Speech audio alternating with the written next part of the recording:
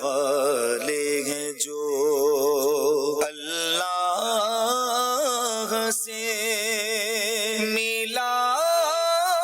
دیتے ہیں۔ الحمدللہ رب العالمین والصلاة والسلام علی خاتم النبیین، اما بعد فاعوذ باللہ من الشیطان الرجیم، بسم اللہ الرحمن الرحیم۔ الصلاة والسلام علیک یا رسول اللہ وعلی آلک واصحابک یا حبیب اللہ۔ الصلاة والسلام علیک یا نبی اللہ وعلی آلک واصحابک یا نور اللہ۔ مدنی چینل کے ناظرین، پروگرام اللہ والے آپ ملاحظہ کر رہے ہیں۔ اس پروگرام میں ہم اللہ کے نیک بندوں کے حالات، ان کی صفات اور ان کے واقعات کو بیان کرتے ہیں، اور نیت اس پروگرام کی یہ ہے کہ ہم اللہ والوں کے احوال کو سننے کے بعد اپنی زندگی کا جائزہ لے کر ان کی نیک اور اچھی صفات کو اپنے کردار میں، اپنی زندگی میں بھی لانے کی کوشش کریں۔ موضوع کے متعلق عرض کروں گا، پہلے ہم درود پاک کی فضیلت کو سنتے ہیں۔ آقائے قرشی مولائے ہاشمی مکی مدنی صلی اللہ تعالی علیہ وآلہ وسلم کا فرمان عالی شان ہے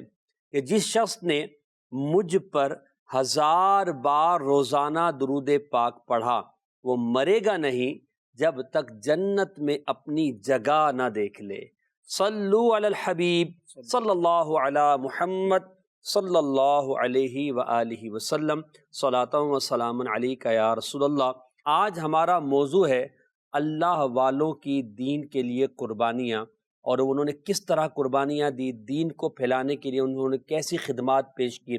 کیسی کیسی تکلیفیں برداشت کی۔ آج انشاءاللہ ہم اس پر بات کریں گے۔ ہمارے ساتھ مبلغ دعوت اسلامی محمد فراز اتاری مدنی بھی ہیں، ان سے انشاءاللہ کچھ گفتگو کریں گے۔ اولاً میں رسول اللہ صلی اللہ تعالی علیہ وآلہ وسلم کے حوالے سے کچھ عرض کروں گا، کیونکہ رسول اللہ صلی اللہ تعالی علیہ وآلہ وسلم ارشاد فرماتے ہیں کہ دین کی راہ میں جتنا مجھے ستایا گیا ہے اتنا کسی کو نہیں ستایا گیا۔ ہوا یہ کہ جب رسول اللہ صلی اللہ تعالی علیہ وآلہ وسلم نے اعلان نبوت فرمایا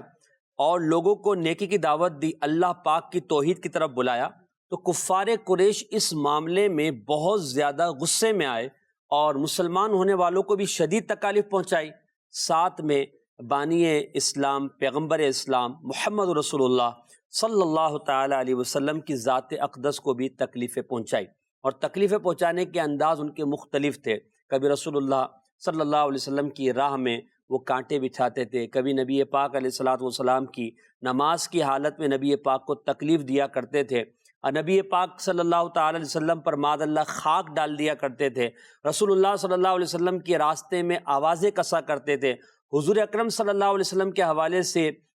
ایسی باتیں کرتے تھے کہ جس کو مسلمان اپنی زبان پر نہیں لا سکتا۔ یہ تکالیف اپنی جگہ تھیں۔ اس کے بعد اور تکالیف کا سلسلہ ہوا۔ نبی کریم علیہ الصلوۃ والسلام کے صحابہ کو تکلیفیں دی گئی، انہیں اذیتیں دی گئی، انہیں دین سے پھرنے کے لیے کہا گیا، مگر وہ کوہ استقامت بنے رہے اور وہ تکلیفیں برداشت کرتے رہے، زد و کوب برداشت کرتے رہے، مصائب کو سہتے رہے، پریشانیوں کو جھیلتے رہے، مگر دین حق پر قائم رہے اور نیکی کی دعوت دیتے رہے، لوگوں کو اللہ تبارک و تعالیٰ کی راہ کی طرف بلاتے رہے، رسول اللہ صلی اللہ علیہ وسلم کی شریعت کی طرف بلاتے رہے۔ انہوں نے ان تکالیف کو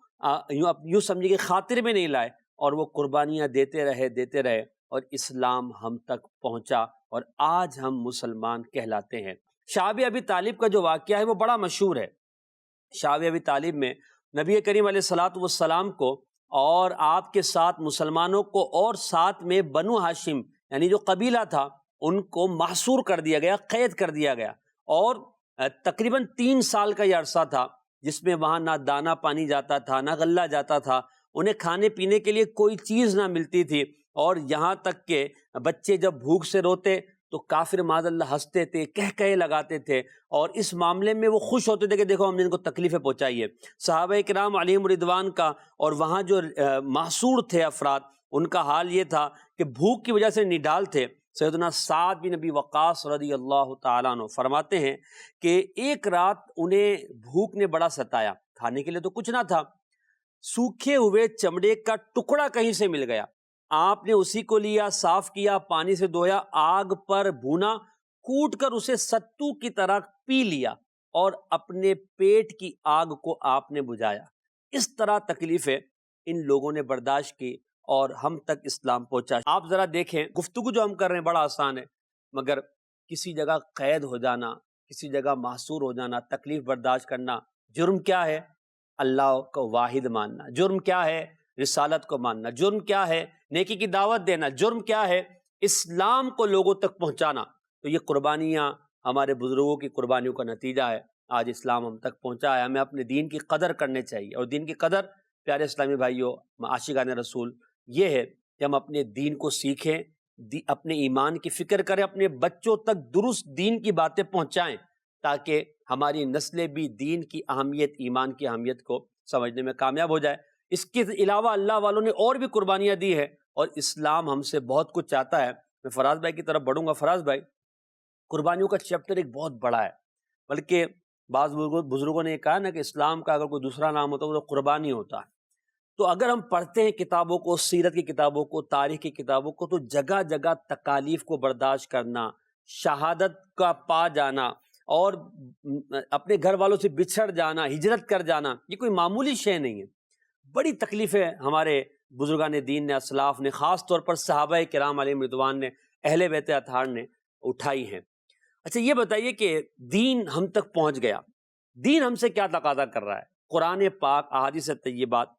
دین کے لیے قربانی دینے، دین کے لیے اپنا وقت دینے، دین کے لیے تکلیف برداشت کرنے کے حوالے سے ہمیں کیا ذہن دیتا ہے؟ بسم اللہ الرحمن الرحیم۔ دیکھیں، اسلامی سال کی جو ابتدا ہے وہ بھی ہمیں قربانی کی یاد دلاتی ہے، جی، اور سال کی جو انتہا ہے وہ بھی ہمیں قربانی ہی کی یاد دلاتی ہے۔ اللہ تبارک و تعالی نے سورہ عنکبوت کی آیت نمبر 2 میں ارشاد فرمایا، احسب الناس ان یترکوا ان یقولوا آمنا وهم لا یفتنون، جی، کہ کیا لوگ یہ گمان کیے ہوئے ہیں کہ صرف اتنا کہہ دینے پر کہ ہم ایمان لائے وہ چھوڑ دیے جائیں گے اور ان کی آزمائش نہیں ہوگی، ان کا امتحان نہیں لیا جائے گا؟ اس آیت مبارکہ کی تفسیر میں علماء نے یہی فرمایا کہ ایمان لے آنا یہ بہت بڑی سعادت کی بات ہے، لیکن ایمان لانے کے بعد ابھی مزید جو ہے وہ آگے امتحانات باقی ہیں، جی، یعنی مال کی کمی، اولاد کی طرف سے آزمائش کا آ جانا، یہ سب ساتھ ساتھ چلتا رہے گا۔ اسی طرح اس آیت مبارکہ کے جو شان نزول ہے اس میں 3 اقوال ہیں، اور وہ تینوں اقوال کو اگر ہم دیکھتے ہیں تو وہ اللہ والوں کی قربانی کا ہی نتیجہ ہے۔ واہ واہ۔ پہلا قول یہ ہے کہ حضرت عمار رضی اللہ تعالیٰ عنہ عبادت کیا کرتے تھے، ریاضت کیا کرتے تھے، تو غیر مسلموں کی طرف سے انہیں تکالیف دی جاتی تھی۔ اس بنیاد پر یہ آیت مبارکہ نازل ہوئی۔ عمار بن یاسر جو صحابی رسول، صحابی رسول ہے، کی والدہ غالباً پہلی اسلام کی شہیدہ ہے نا، حضرت سمیہ رضی اللہ تعالیٰ عنہ۔ اسی طرح دوسرا قول یہ ہے کہ حضرت مہجہ بن عبداللہ، یہ عمر فاروق رضی اللہ تعالیٰ عنہ کے غلام تھے، اور غزوہ بدر کے اندر سب سے پہلے یہ شہید ہوئے۔ جب یہ شہید ہوئے تو ان کے والدین، ان کی بیوی کو بہت زیادہ صدمہ ہوا ان کی شہادت کا، تو اس پر یہ آیت مبارکہ نازل ہوئی کہ صرف ایمان لے آنا یہ کافی نہیں ہے، بلکہ ابھی آگے مزید تکالیف تھیں، اور ان کو تو شہادت کا مرتبہ مل چکا ہے، اور ان کی تو یہ شان ہے مہجہ بن عبداللہ رضی اللہ تعالیٰ عنہ کی کہ حضور علیہ الصلوۃ والسلام نے ان کے بارے میں ارشاد فرمایا کہ مہجہ یہ شہیدوں کے سردار ہیں، اور قیامت کے دن میری امت میں سے یہ ایسے شخص بھی ہیں کہ جن کو صدا دی جائے گی، جن کو جنت کی طرف بلایا جائے گا۔ اور ایک اور قول یہ ہے، جس طرح آپ نے شروع میں بات کی کہ گھر والوں کو چھوڑ دینا، ہجرت کرنا، اپنے وطن کو چھوڑنا، یہ بہت بڑی تکلیف ہے۔ اولاد کو چھوڑ دینا، رشتہ داروں کو چھوڑ دینا، جو یہاں سے بیرون ملک جاتے ہیں ان کو احساس ہوتا ہے کہ حالانکہ وہ مال کمانے کے لیے ضرورت کے لیے جا رہے ہیں، اور وہ آزمائشیں نہیں ہیں جو اس وقت تھیں، اور جو غیر مسلموں کی طرف سے، مشرکین کی طرف سے جو تکالیف تھیں وہ تو ظاہر نہیں ہے۔ لیکن اس آیت مبارکہ کی تفسیر میں علماء نے فرمایا کہ جب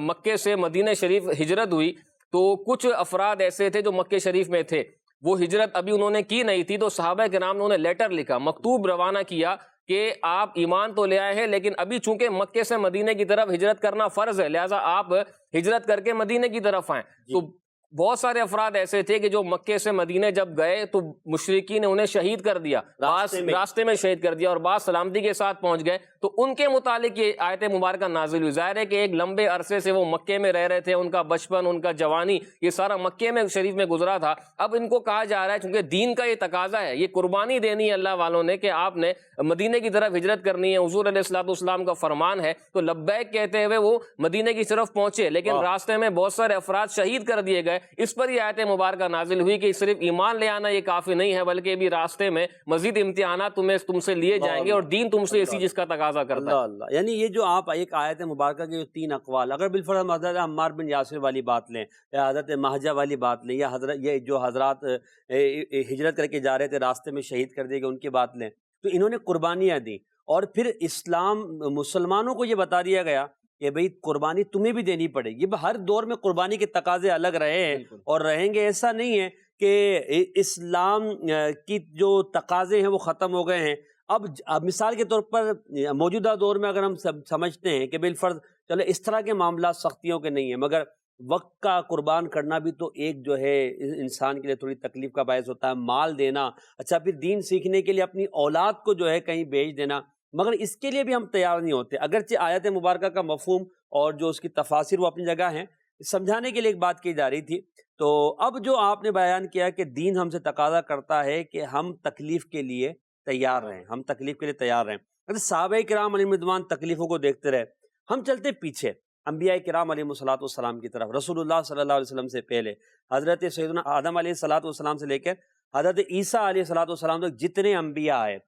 ان انبیاء کرام میں بعض کے واقعات تو بڑے مشہور ہیں تکالیف کے، ان کی قوموں کی طرف سے، جو خود حضرت عیسیٰ علیہ السلام کا ہے، حضرت موسیٰ علیہ الصلوۃ والسلام کا فرعون کے ساتھ کا واقعہ ہے۔ تو انبیاء کرام نے کس طرح کی تکالیف دین کے لیے اٹھائی اور پھر اپنی امت تک درست دین، درست پیغام، کیونکہ نبی ہوتا ہی وہ ہے کہ جو درست پیغام رب کا پہنچائے، نبی اللہ کے پیغام میں کسی قسم کی کوتاہی نہیں کرتا، تو وہ کن تکالیف کو برداشت کرتے رہے؟ دیکھیں پہلے تو اس بات کو سمجھنا بہت ضروری ہے کہ جتنا مقام و مرتبہ زیادہ اتنا امتحان بھی زیادہ، بالکل، اور یہ حدیث پاک ہے۔ نبی کریم صلی اللہ علیہ وسلم نے ارشاد فرمایا کہ بڑا ثواب یہ بڑی مصیبت کے ساتھ ملا ہوا ہے۔ اللہ تبارک و تعالی جب کسی قوم سے محبت کرتا ہے تو انہیں آزمائش میں مبتلا کر دیتا ہے۔ فرمایا کہ جو لوگ راضی رہتے ہیں تو اللہ تبارک و تعالیٰ بھی ان سے راضی ہو جاتا ہے، اور جو لوگ اس پر ناراضی کا اظہار کرتے ہیں تو اللہ تبارک و تعالیٰ کی ناراضی ان پر آ جاتی ہے۔ اسی طرح ایک اور روایت ہے جو اس بات کو سمجھنے کے لیے ہے کہ ایک صحابی نے حضور علیہ الصلوۃ والسلام سے عرض کی کہ یا رسول اللہ صلی اللہ علیہ وسلم، سب سے زیادہ تکلیفوں کا سامنا کس کو کرنا پڑتا ہے؟ تو آپ صلی اللہ علیہ وسلم نے ارشاد فرمایا انبیاء کرام علیہ السلام کو، اور پھر فرمایا کہ درجہ بدرجہ جس طرح ان کا لوگوں کا مرتبہ ہے، جس طرح اللہ تبارک و تعالیٰ کی بارگاہ میں ان کا قرب ہے، اسی طرح انہیں آزمائش میں مبتلا کیا جاتا ہے۔ اور یہ بھی فرمایا کہ انسان کو اس کے دین کی مضبوطی کے اعتبار سے امتحان میں مبتلا کیا جاتا ہے، جتنا وہ دین میں مضبوط ہوتا ہے اس کو اتنا زیادہ امتحان آتا ہے، اور اگر دین میں وہ کمزور ہوتا ہے تو پھر اس کو امتحان بھی اسی حساب سے آتا ہے، کمی آتی ہے۔ اور پھر یہاں تک فرمایا کہ ایک وقت ایسا آتا ہے بندہ آزمائشوں میں مبتلا رہتا ہے، اور یہاں آزمائش سے دین کے حوالے سے آزمائش مراد ہے کہ جیسے جیسے وہ آزمائش میں مبتلا رہتا ہے ایک وقت ایسا آتا ہے کہ وہ زمین میں ایسا چلتا ہے جیسے اس کے اوپر کوئی گناہ باقی نہیں رہتا۔ دیکھیں اللہ تبارک و تعالیٰ کی مخلوق میں سب سے افضل انبیاء کرام علیہ السلام ہیں، لیکن ان کو بھی دین کی راہ میں آزمائش ہے۔ آج کوئی یہ نہ سمجھے کہ بھئی تکلیف آتی ہے تو ہم کو ہی آتی ہے، ہمیں یہ ساری پریشانیاں آ گئی ہیں۔ اب ہم تو ظاہر ہے کہ ہمارا کیا مقام اور کیا مرتبہ، انبیاء کرام جو معصوم تھے اور جنہوں نے اتنی تکالیف دین کے لیے جو ہے وہ برداشت کی، لیکن ان کو بھی یہ ساری آزمائشیں آئیں۔ آپ دیکھیں ابراہیم علیہ الصلوۃ والسلام، انہوں نے عام طور پر ہوتا ہے کیا ہے کہ بندے کو اپنی جان سے محبت ہوتی ہے، مال سے اور اولاد سے، یعنی ساری کی ساری محبت کا محور یہ چیزیں ہوتی ہیں، فطری محبت ہوتی ہے۔ لیکن آپ دیکھیں ابراہیم علیہ الصلوۃ والسلام اللہ کے نبی ہیں، اور ان کو مال کے حوالے سے بھی آزمائش آئی، انہیں مبتلا کیا گیا، ان کی جان کے حوالے سے بھی ان کا امتحان لیا گیا، اور اولاد نمرود میں ڈالا، بالکل بہت مشہور واقعہ ہے۔ اور پھر اولاد کے حوالے سے بھی جیسے ہی ان کو خواب میں وہی آئی، اور جب یہ کنفرم ہو گیا کہ اب یہ مجھ سے قربانی مانگی جا رہی ہے، تو آپ نے کوئی کسی قسم کا وہاں پر تعامل نہ کیا، بلکہ اللہ تبارک و تعالیٰ کا چونکہ حکم ہے، انبیاء کرام علیہ السلام کے خواب بھی وہی ہوا کرتے ہیں، تو آپ نے اپنے شہزادے کو بھی قربانی کے لیے پیش کر دیا۔ تو یہ انبیاء کرام کی قربانی تھی۔ اور ابراہیم علیہ السلام کے مال کے حوالے سے بھی ایک واقعہ کتابوں کے اندر یوں ذکر ہے کہ آپ اللہ تبارک و تعالیٰ نے جب یہ اعلان فرمایا فرشتوں کے سامنے کہ میں ابراہیم کو اپنا خلیل بناتا ہوں، خلیل کہتے ہیں گہرے دوست کو، تو فرشتوں نے یہ حکمت جاننے کے لیے کہ ابراہیم کو ہی گہرا دوست کیوں بنایا گیا ہے سوال کیا اللہ پاک کی بارگاہ میں، تو اللہ تبارک و تعالیٰ نے فرشتوں کو دکھانے کے لیے کہ واقعی ابراہیم میرا خلیل ہے، یوں امتحان دیا کہ ابراہیم علیہ السلام کے پاس مال مویشی بہت زیادہ تھے۔ اب ایک دن آپ اپنے مویشیوں کو لے کر جا رہے تھے تو اللہ پاک نے ایک فرشتے کو بھیجا، وہ فرشتہ وہاں پر تسبیح کرنے لگا سبوح قدوس ربنا و رب الملائکۃ والروح، اور وہ اتنے میٹھے اور پیارے انداز میں وہ تسبیح کر رہا تھا کہ ابراہیم علیہ الصلوۃ والسلام کی ساری توجہ اس تسبیح کی طرف چلی گئی۔ کچھ دیر کے بعد اس فرشتے نے تسبیح روک دی، ابراہیم علیہ الصلوۃ والسلام نے اس کو کہا کہ دوبارہ مجھے تسبیح سناؤ، تو اس فرشتے نے کہا کہ میں اب ایسے تو نہیں سناؤں گا، میں آپ سے کچھ مال لوں گا پھر میں تسبیح سناؤں گا۔ ابراہیم علیہ الصلوۃ والسلام نے اپنا آدھا مال، جتنے بھی مویشی تھے اس میں سے آدھا اس فرشتے کو دے دیا اور کہا بس ایک بار مجھے اللہ کی تسبیح سنا دو۔ اس فرشتے نے دوبارہ اسی انداز میں تسبیح پڑھنا شروع کی، دوبارہ کچھ دیر پڑھتا رہا، دوبارہ ابراہیم علیہ الصلوۃ والسلام ان کی طرف متوجہ ہوئے، کچھ دیر کے بعد وہ خاموش ہو گیا۔ ابراہیم علیہ السلام نے فرمایا کہ مجھے تسبیح سناؤ، اس نے کہا کہ میں ایسے تو نہیں سناؤں گا، آپ کا مال لوں گا۔ ابراہیم علیہ السلام نے فرمایا تم میرا بقیہ مال بھی لے لو لیکن مجھے اللہ کی تسبیح سنا دو، سبوح قدوس ربنا و رب الملائکۃ والروح۔ اچھا، اس پر بس نہیں ہوا، اس نے دوبارہ تسبیح پڑھنا شروع کی، کچھ دیر کے بعد وہ پھر خاموش ہو گیا۔ ابراہیم علیہ السلام نے فرمایا کہ مجھے دوبارہ رب کی تسبیح سناؤ۔ تو اس فرشتے نے کہا کہ حضرت اب تو آپ کے پاس مال بھی نہیں ہے، اب آپ مجھے کیا دیں گے؟ تو ابراہیم علیہ الصلوۃ والسلام کی عاجزی دیکھیں اور رب تبارک و تعالیٰ کی تسبیح سننے کا شوق دیکھیں۔ آپ نے فرمایا کہ تو مجھے بھی ساتھ لے جاؤ لیکن اللہ کی تسبیح سناؤ۔ یہ آپ کی محبت الہی کیسی تھی، اور مال کی قربانی۔ آج ہم سے جو ہے وہ رب کی رضا کے لیے اللہ کی راہ میں 2 روپے خرچ نہیں کیے جا رہے، تھوڑا سا ہمارے پاس مال ہے وہ خرچ نہیں کیا جا رہا، لیکن آپ اللہ کے نبی کو دیکھیں کہ انہوں نے صرف تسبیح سننے کے لیے اپنا سارا مال قربان کر دیا۔ تو پھر فرشتوں کو یہ حکمت پتہ چلی کہ واقعی ابراہیم علیہ الصلوۃ والسلام اللہ کے خلیل۔ کیا بات ہے، کیا یہ تو ایک ابراہیم علیہ السلام کا واقعہ ہے۔ بالکل، یعنی آپ نے جو خوبصورت واقعہ بیان کیا، اس میں ہمارے لیے کتنی یعنی سمجھنے کی باتیں ہیں۔ ہم واقعہ کربلا کو دیکھیں اور دیگر جو واقعات کو دیکھتے ہیں، انبیاء کرام کے واقعات، حضرت عیسیٰ علیہ الصلوۃ والسلام کی قربانیاں دیکھیں، موسیٰ علیہ السلام کی قربانیاں دیکھیں، سیدنا نوح علیہ الصلوۃ والسلام کو کتنی جو ہے وہ پریشانی کا سامنا ہوا، کیسی کیسی باتیں ان کی قومیں ان کے ساتھ کیا کرتی تھی۔ اچھا، اسی طرح حضرت شعیب علیہ الصلوۃ والسلام، حضرت موسیٰ علیہ الصلوۃ والسلام کو ہجرت کرنا پڑی اور پھر وہ کئی سالوں بعد واپس آئے، اور وہ جو واقعہ جب بچپن کا جو واقعہ وہ بھی آزمائش ہے کہ وہ منہ میں کوئلہ ڈال دینا اور وہ آپ کی زبان مبارک کا، تو یہ سارے واقعات ہمیں بتاتے ہیں کہ دین کو نا دین قربانی چاہتا ہے، اور دین قربانی جب چاہتا ہے تو ایک کامل مسلمان یقیناً فراز بھائی وہی ہے کہ جو اپنے دین کے لیے قربانی دینے کے لیے تیار رہے۔ اور یقین مانیے کہ جب بندہ اللہ کے دین کے لیے کچھ کرتا ہے نا، یعنی کر کے دیکھے، کرنے کے بعد جو اس کو لطف آئے گا نا، وہ اس کو کیے بغیر نہیں آئے گا۔ ہم کہتے ہیں کہ یار یہ آدمی یار اسی کام میں لگا رہتا ہے، اس کو نہ اس کی پرواہ نہ اس کو پرواہ، اور ہم کہتے ہیں کہ اس کو کیا مثلا ملتا ہوگا، تو مگر اس کو جو ملتا ہے نا وہ ہمیں نہیں ملتا، وہ جو سرور پا رہا ہوتا ہے، وہ جو لطف پا رہا ہوتا ہے، وہ ہم نہیں پا پاتے۔ تو ہمیں اگر چیک کرنا ہے تو ہمیں دین کے لیے کچھ قربانی دینی پڑے، قربانی ایسی دیں کہ جس کو واقعی ہمارا دل بھی کہے کہ یار کچھ دیا ہے۔ اب وہ مثال کے طور پر کروڑوں میں سے اگر آپ نے 1000-2000 روپے اللہ کے راہ میں دے دے تو شاید دل میں اتنا بڑا وہ نہ ہو۔ اپنا وقت جو آپ کے نزدیک بہت زیادہ، میں سمجھتا ہوں کہ آج کے دور میں وقت کی قربانی دینے کے لیے تیار بہت مشکل سے لوگ ہوتے ہیں، خاص طور پہ دین کے لیے، اللہ کے لیے، دین کے لیے قربانی دیں اور وقت اللہ کے لیے نکالیں اور مدنی قافلوں میں سفر کریں، اسی طرح اجتماعات میں آئیں، درس نظامی کریں، 10-8 سال کا کورس کر لیں، یہ بھی تو ایک وقت کی قربانی، اپنی اولاد کو پیش کریں۔ ہر کوئی انجینئر بنانا چاہ رہا ہے، کوئی ڈاکٹر بنانا چاہ رہا ہے، بہت اچھی بات ہے، بنائیے، مگر 8 سال دعوت اسلامی کے جامعۃ المدینہ میں لگا کر ساتھ ان کو عالم بنائیں، پھر دیکھیں آپ کے دل میں کیفیت کیا ہوتی ہے، اور دین کے لیے جو قربانی آپ نے دی ہے اپنے بچے کی، اور اپنے بچے کو آپ نے بھیجا ہے جو آپ کے لیے سرمایہ آخرت ہے، پھر آپ کو پتہ چلے گا اس کا سرور اور اس کی جو اس کا مزہ ہے وہ کیا ہے۔ اچھا، یہاں پہ ایک بات اور عرض کروں گا فراز بھائی، انبیاء کی ہم تکالیف پر بات کر رہے ہیں، مثال آج کے دور میں ہم نیکی کی دعوت دیتے ہیں، برائی سے کسی کو منع کرتے ہیں، اور وہ ہم سے مثال کے طور پہ کچھ برا انداز اختیار کر لیتا ہے، ایٹیٹیوڈ اس کا انداز اچھا نہیں ہوتا،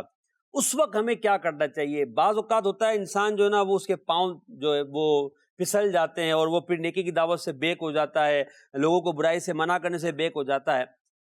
ہر جگہ نہیں، کہیں نہ کہیں اس طرح کا واقعہ ہو جاتا ہے، تو اس وقت ہمیں کیا کرنا چاہیے؟ اب دیکھیں نا، اب انبیاء کرام کے واقعات بیان کر رہے ہیں، انبیاء کرام کو جو تکالیف پہنچی وہ کس وجہ سے پہنچی؟ نیکی کی دعوت دینے کی وجہ سے۔ جب وہ تبلیغ کرنے جاتے تھے، نیکی کی دعوت دینے جاتے تھے تو وہاں سے رسپانس اتنا برا ملتا تھا۔ آپ دیکھیں نوح علیہ الصلوۃ والسلام نے 950 سال جو ہے وہ نیکی کی دعوت دی، لیکن 100 افراد بھی ایمان نہیں لے کر آئے. اب آپ دیکھیں یہ اس میں ہمارے سیکھنے کے لیے کتنا ہے. اور پھر جو کشتی بنا رہا ہے تو اس پر طنز کر رہے ہیں. جی بالکل, آتے جاتے طنز کر رہے ہیں, دیکھو نوح کو کیا ہو گیا, کتنی بڑی کشتی کیوں بنا رہا ہے. تو یہ بھی طنز کتنا دل کو جو نا وہ لگتا ہے, چبھتا ہے. نوح علیہ السلام برداشت کر رہے ہیں. اور نوح علیہ السلام بالکل صبر فرمایا کرتے تھے اور اللہ پاک کی بارگاہ میں دعا اور التجائی کیا کرتے تھے. اسی طرح موسیٰ علیہ السلام کے واقعات دیکھیں, یعنی انبیاء کرام کے جتنے بھی واقعات ہیں. پھر سید الانبیاء, امام الانبیاء, ابھی آپ نے روایت پڑھی, نبی کریم صلی اللہ علیہ وسلم فرماتے ہیں کہ مجھے جتنی رائے خدا میں تکلیف دی گئی ہے اتنی کسی اور کو نہیں دی گئی. اور آپ حضور علیہ السلام کی سیرت کا مطالعہ کریں تو وہاں ہمیں یہی ملتا ہے کہ صبر فرمانا, بد دعا نہ فرمانا. یعنی فرشتہ آ کے کہہ رہا ہے کہ آپ کہیں تو میں ان دونوں پہاڑوں کو ملا دوں, ان کو نیست و نابود کر دوں. لیکن حضور علیہ السلام فرماتے ہیں کہ یہ مجھے نہیں جانتے, یہ ایمان نہیں لے کر آ رہے, لیکن ان کی نسلیں ایمان لے کر آئیں گی. تو یہ ہمیں سبق دیتی ہے کہ اگر ہم نیکی کی دعوت دینے جاتے ہیں تو ہمیں بڑا دل لگ کر جانا پڑے گا, کیونکہ ظاہر ہے کہ دین کی طرف بلانا, دین کی تبلیغ کرنا یہ بہت بڑا فریضہ ہے جو انبیاء کرام علیہ السلام سے چلتا ہوا ہم تک پہنچا ہے. اب کوئی نبی نہیں آئے گا, حضور علیہ السلام آخری نبی ہیں, اور اب یہ ساری ذمہ داری اس امت کی ہے کہ وہ ایک دوسرے کو نیکی کی دعوت دیں. اب اتنا اہم فریضہ کہ جو انبیاء کرام سر انجام دیا کرتے تھے وہ اس میں سے ہمیں کچھ حصہ ملا ہے, تو ہمیں چاہیے کہ ہم جب نیکی کی دعوت دینے جائیں تو صبر اور صبر کے ساتھ جائیں, استقامت ہمارے اندر ہو. ایسا نہ ہو کہ بھئی میں جو ہے وہ اس کو اتنے عرصے سے دعوت دے رہا ہوں, یہ تو نہ میری الٹا ہم اسے غصہ کرنا شروع کر دیں. امیر علیہ سنت نے ایک بار بڑا پیارا جملہ ارشاد فرمایا کہ آپ ثواب کے اوپر نظر رکھیں. اگر آپ نے 40 بار 50 بار جو ہے وہ نیکی کی دعوت دے دی ہے, ہو سکتا ہے کہ آپ کی 51 مرتبہ جو دعوت آپ دے رہے ہیں اس میں وہ قافلے میں آ جائے, اس میں وہ اجتماع میں آ جائے. تو یہ نہ سوچیں کہ میں اس کو اتنے عرصے سے نیکی کی دعوت دے رہا ہوں. ایسا ہوتا ہے, کئی واقعات اور کئی مدنی بہاریں ایسی ہیں کہ بار بار تکرار کرنے کی وجہ سے, بار بار اس کو احسن انداز میں سمجھانے کی برکت سے ایک دن وہ اس طرف مائل ہو ہی جاتا ہے. ایسے واقعات ملتے ہیں کہ وہ سوچتا ہے کہ چلو میں دیکھوں تو صحیح, کرتے کیا دیکھنے کے لیے آئے لیکن سے کامیاب ہو گیا. گیا. ایسا بھی ہوتا ہے. تو قرآن پاک کی آیت بھی نا سمجھاؤ کہ سمجھانا مسلمانوں کو فائدہ دیتا ہے, تو ہم سمجھانے کی نیت سے, ثواب کی نیت سے جیسے آپ نے کہا کرتے رہیں اس کا ثواب لے گا. پھر جو آپ نے کہا کہ اچھے انداز میں, تو وہ قرآن پاک کی دوسری آیت ہے مبارکہ جس میں ہمیں تبلیغ کا, دین کی دعوت دینے کا طریقہ سکھایا گیا ہے. ادعو الی سبیل ربک بالحکمت والموعظۃ الحسنہ, کہ اپنے رب کی راہ کی طرف بلاؤ اچھی تدبیر, پکی تدبیر اور اچھی نصیحت کے ساتھ. تو یہاں طریقہ بھی ہمیں بتا دیا گیا ہے کہ ہمیں اچھا انداز اختیار کرنا ہے, حکمت بھرا انداز اختیار کرنا ہے. اور اگر بالفرض سامنے سے رپلائی اچھا نہ ملے اور مثال کے طور پر مذاق اڑا دیا جائے یا کچھ تیز اور ترش جملے کہہ دیے جائیں جس سے ہمیں جو نا دلی طور پر تکلیف ہو, تو وہاں کچھ صبر کر کے ہمیں جو ہے اس میں ثواب کمانے کا ذہن بنانا چاہیے. خاص ایک چیز کا اور خیال رکھنا ضروری ہے کہ اگر سامنے سے کوئی تکلیف آ رہی ہو تو ہم زبان بے قفل مدینہ لگا لیں, رسپانس نہ دیں. مدینہ کیا ہوتا ہے؟ یعنی یہ کہ زبان سے ایسے الفاظ نہ کہیں یا زبان سے ایسا جارحانہ ہمارا انداز نہ ہو جس سے اس کو تکلیف ہو. اگرچہ وہ ہمیں غلط کہہ رہا ہے, وہ اس کی طرف سے انداز جو ہے وہ تھوڑا سخت ہے, لیکن ہم خاموشی اختیار کریں. امیر علیہ سنت نے مدنی بہار لکھی ہے کہ 2 اسلامی بھائی اجتماع کی دعوت دینے کے لیے ایک جگہ پر گئے, تو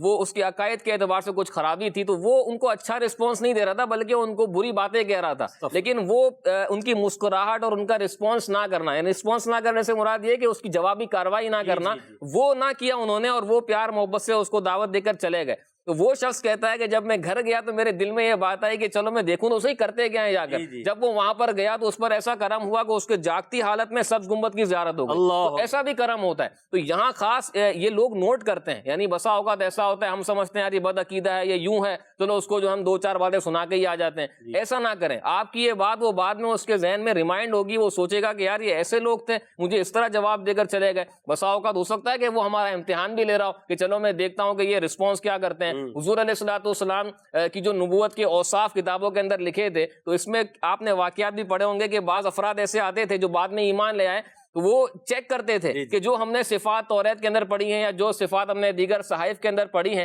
کیا ان میں پائی جاتی ہیں یا نہیں. تو وہ جارحانہ انداز اختیار کرتے تھے, اور حضور علیہ السلام انہیں پیار محبت سے رپلائی کرتے تھے, صبر فرماتے تھے. حضور کا کہ ان کے ساتھ جتنا برا برتاؤ کیا جائے گا ان کا حلم بڑھتا جائے گا, حلم بڑھتا جائے گا. تو وہ یہی چیک کرتے تھے کہ ہم ان کے ساتھ انداز تھوڑا سا غلط اختیار کرتے, پھر دیکھتے کہ یہ کیا رپلائی کرتے ہیں, ان کا رسپانس کیا ہوتا ہے. جیسا آپ نے کہا کہ حضور کا مسکرانا یا حضور کا اچھے انداز میں سمجھا دینا, یہ ان کے لیے یہ دلیل بن جاتا تھا کہ نہیں ہم نے جو دیکھا ہے پڑھا ہے وہ ہم نے آج آنکھوں. سیدنا سلمان فارسی رضی اللہ تعالیٰ عنہ اوصاف دے کر ایمان لائے, خاص طور پہ یہ عبداللہ بن سلام رضی اللہ تعالیٰ عنہ. اچھا, یہ جو آپ ذکر کر رہے ہیں کہ قربانی دینی چاہیے, اور صحابہ کرام انبیاء کرام نے بھی قربانی دی، صحابہ کرام نے بھی قربانیاں دی ہیں۔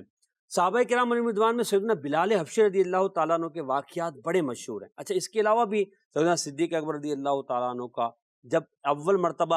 آپ خطیب اسلام، پہلے خطیب اسلام ہے نا صدیق اکبر رضی اللہ عنہ، تو آپ نے جب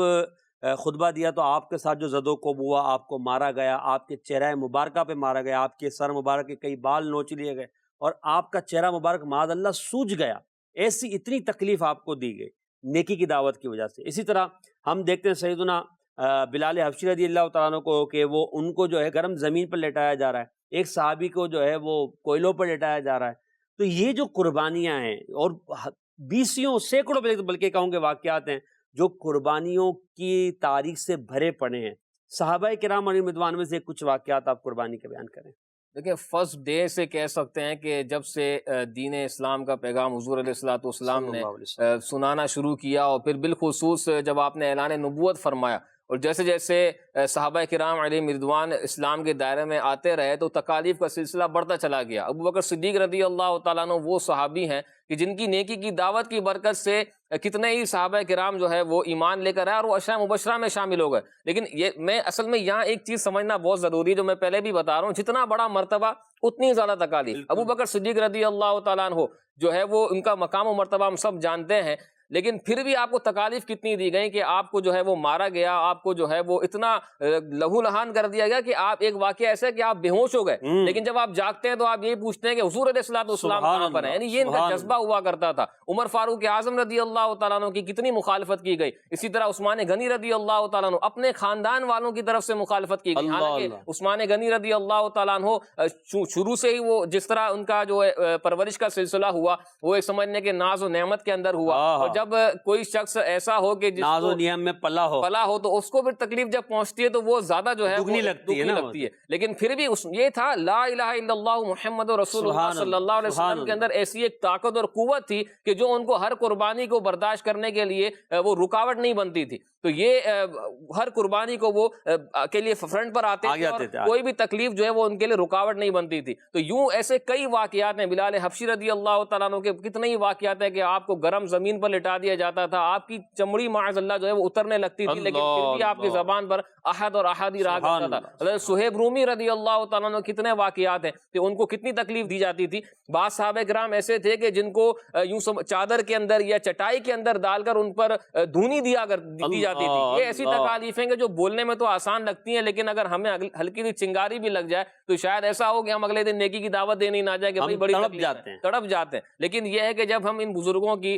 قربانیوں کی طرف نظر کرتے ہیں تو ہمیں پتہ چلتا ہے کہ واقعی میں یہ دین ہم تک اس طرح نہیں پہنچا ہے، اس کے لیے بڑی قربانیاں دی گئی ہیں۔ ہم جتنا ہو سکے اپنے اعتبار سے اپنی استطاعت کے مطابق جو ہے وہ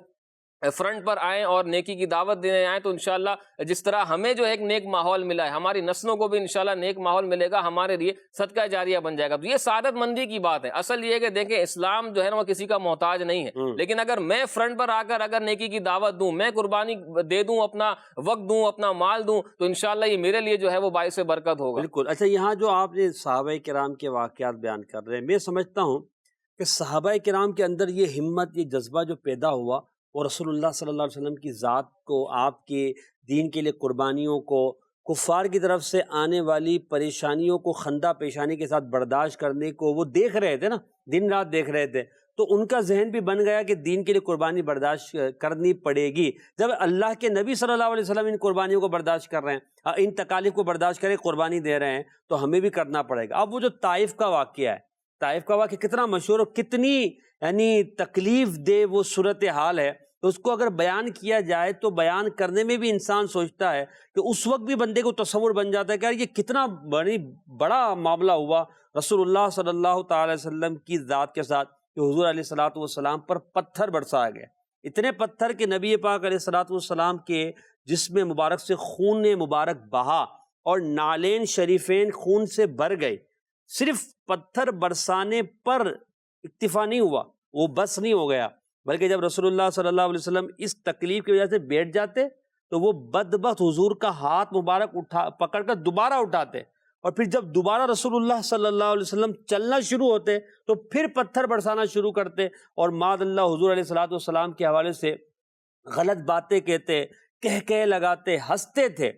اب یہ جو تکلیف ہے آج ہمارے ساتھ تو اس طرح کا کوئی معاملہ نہیں ہو رہا۔ رسول اللہ صلی اللہ علیہ وسلم کو پتھر مارے گئے، کیا عاشقان رسول دین کی خاطر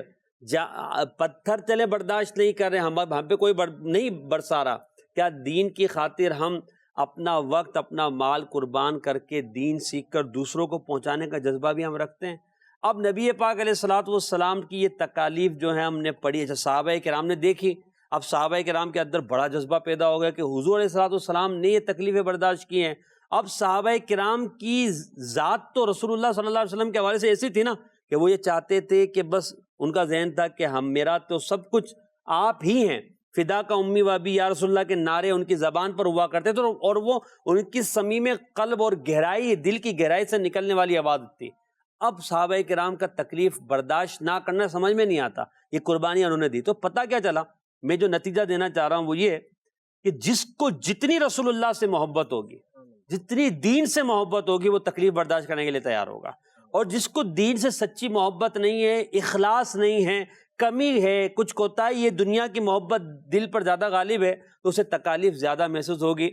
عشق رسول کی مستی دین کے معاملے میں آنے والی تکلیف کو ہلکا کر دیتی۔ کیا فرمائیں گے؟ بالکل ایسا ہی ہے، جیسے میں نے پہلے ہی عرض کیا کہ کلمہ پاک میں اتنی قوت اور اتنی طاقت ہے، پھر وہ حضور علیہ الصلوۃ والسلام کی محبت ان کے اندر ایسی جو ہے وہ جاں گزی تھی کہ وہ ہر تکلیف کو برداشت کرنے کے لیے تیار رہا کرتے تھے۔ اصل میں ان کا یہی تھا کہ فدا کا ابی و امی، ہمارا سب کچھ یا رسول اللہ آپ پر قربان ہے، اور وہ اسی چیز کے لیے اپنی ہر چیز کو قربان کرنے کے لیے تیار رہتے تھے۔ مال کی بات ہو، جان کی مال ہو بات ہو، جہاد کی بات کی جائے، جب اعلان کیا جائے تو سارے کے سارے صحابہ کرام لبیک کہہ کے آگے آ جایا کرتے تھے۔ جب مال کی بات کی جائے تو اپنا پورا مال جو ہے وہ راہ خدا میں خرچ کرنے کے لیے تیار رہتے تھے۔ تو وہی بات ہے کہ جتنی جس کو زیادہ محبت ہے، جن کو جتنا حضور علیہ الصلوۃ والسلام کا قرب حاصل ہے، جتنا عشق مصطفیٰ ان کے دلوں میں، اتنا ہی قربانی دینے کا جذبہ جو ہے مردوں میں نہیں خواتین میں بھی بالکل، کہ وہ ایک خاتون کا کتنا خوبصورت واقعہ ہے کہ ان کا صرف ایک 6 سال کا بچہ تھا اور کوئی ان کے پاس نہیں تھا، باپ پہلے اس میں مارکے میں انتقال فرما گئے، شہید ہو گئے،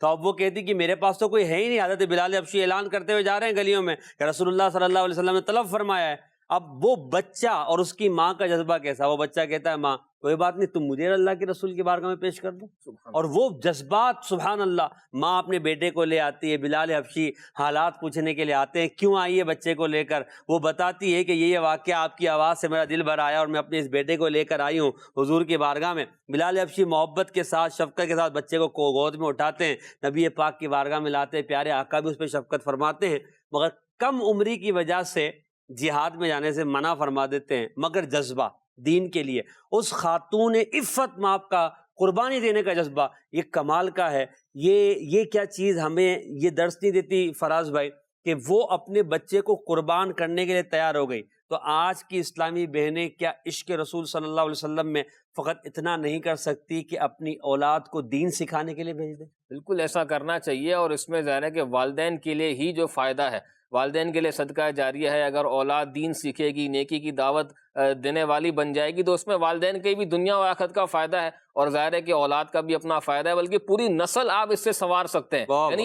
یعنی والدین کے ہاتھ میں پوری نسل ہے۔ اگر والدین اپنی اولاد کی اس طرح تربیت کر دیں کہ پوری نسل جو ہے وہ ان کی اس نیکی کی راہ پر رہے، اچھے ماحول میں رہے، تو کتنا ثواب ملے گا اس والدین کو کہ جو اپنے بچوں کو دین کی طرف لے کے آتے ہیں۔ اور جو اب والدین اپنے بچوں کو یوں سمجھ لیں کہ دنیاوی اعتبار سے زیادہ وہ پروموٹ کرتے ہیں یا ان کو برائی کی طرف جانے سے نہیں روکتے، تو ایک اعتبار سے اگر اس پر ڈیپلی غور کیا جائے تو وہ پوری اپنی نسل کو برباد کر رہے ہیں، کہ ہو سکتا ہے کہ یہ سلسلہ ان میں ایسا چل پڑے کہ نیچے تک وہ پھر اسی ڈگر پر چلتے رہیں اور برائی کے راستے پر چلتے رہیں۔ تو والدین کو فی زمانہ تو بالخصوص یہ دیکھنا چاہیے کہ ہر جگہ فتنے ہیں، اور طرح طرح کے جو ہے وہ برے لوگ اور برے فتنے اس طرح آ رہے ہیں کہ جو ہماری نسلوں کو برباد کر سکتے ہیں۔ تو اس لیے دعوت اسلامی کا ماحول ہم سب کے سامنے، الحمدللہ دعوت اسلامی جو ہے وہ کہاں سے کہاں لوگوں کو پہنچا دیتی ہے، یہ سب دیکھ رہے ہیں کھلی آنکھوں سے۔ تو اپنے بچوں کو بالخصوص دعوت اسلامی کے مدنی ماحول میں آنے دیں، انہیں نہ روکیں، اچھے انداز میں ان کو پیار محبت سے سمجھائیں، اور ان کو دیکھیں کیٹیگریز ہیں، بعض تو ایسے ہیں کہ جو شوق رکھتے ہیں کہ ہم جائیں لیکن والدین کی طرف سے رکاوٹ ہوتی ہے، وہ ان کو جانے نہیں دیتے، اور بعض ایسے ہوتے ہیں کہ جن کا اپنا جانے کا دل نہیں کرتا تو والدین چاہتے ہیں کہ کہ وہ بچے جائیں. تو ایسے جو ہیں تو ان کو چاہیے کہ اپنے بچوں کو پیار محبت سے سمجھا کر مدنی قافلے میں بھیجیں. یعنی اگر ان کی اتنی ایج ہے مدنی قافلے میں جانے والی تو وہ مدنی قافلے میں بھیجیں. اگر والد صاحب ہیں وہ جا سکتے ہیں تو وہ اپنے بچے کو لے کر جائیں, ساتھ لے کر جائیں. اچھا, ایسے بچے کہ جو جانا چاہتے ہیں تو بالخصوص والدین کو چاہیے کہ ان کے لیے رکاوٹ نہ بنے. یعنی اگر قریب میں اجتماع ہو رہا ہے تھوڑی قربانی دے دیں. آپ دیکھیں کہ وہ مائیں کہاں کہاں اپنے بچوں کو بھیج دیا کرتی تھی, اور ہم کہتے ہیں کہ 1 گھنٹے کا سفر ہے میں نہیں بھیجوں گی. ٹھیک ہے, وہ ممتا اور وہ محبت اپنی جگہ ہے, اس سے کوئی انکار نہیں کر رہا, لیکن آپ دیکھیں نا کہ اس کا ریوارڈ اور رزلٹ کتنا آپ کو بہترین ملے گا. اگر تھوڑی دیر کی آپ قربانی دے دیں, اپنے دل کو منا لیں, سمجھا لیں, تو دنیا میں بھی کتنی برکتیں اور آخرت میں بھی انشاءاللہ کتنی برکتیں ملیں گی. ماشاءاللہ, کیا بات ہے. ثواب پر نظر رکھیں, آخرت پر, آخرت کے فوائد پر نظر رکھیں گے انشاءاللہ اس کی برکتیں, اور پھر یہ تکالیف جو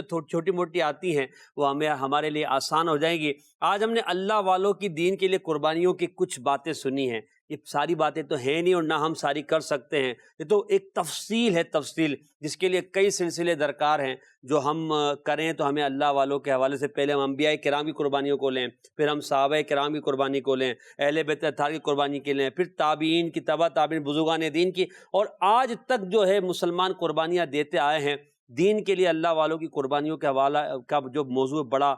طویل ہے. بس سیکھنے کو ہمیں یہ ملتا ہے کہ دین ہم سے قربانی چاہتا ہے اپنے مال کی, دین ہم سے قربانی چاہتا ہے اپنے وقت کی. تو ہمیں ہر چیز کے لیے تیار رہنا ہے. جو تقاضا دین کا ہے, جو تقاضا شریعت کا ہے, جو تقاضا اللہ و رسول صلی اللہ تعالی علیہ وسلم کی طرف سے ہمیں ملے تو ہمیں اس کے لیے تیار رہنا چاہیے. اللہ پاک ہمیں اپنے دین کا مخلص مبلغ بنائیں, اپنے دین کے لیے اخلاص کے ساتھ وقت دینے, اخلاص کے ساتھ قربانی دینے کا ہمیں جذبہ عطا فرمائے. آمین. بجاہ نبی الامین صلی اللہ تعالی علیہ وسلم. صلو علی الحبیب صلی اللہ علی محمد صلی اللہ علیہ وسلم. اللہ والے ہیں جو اللہ سے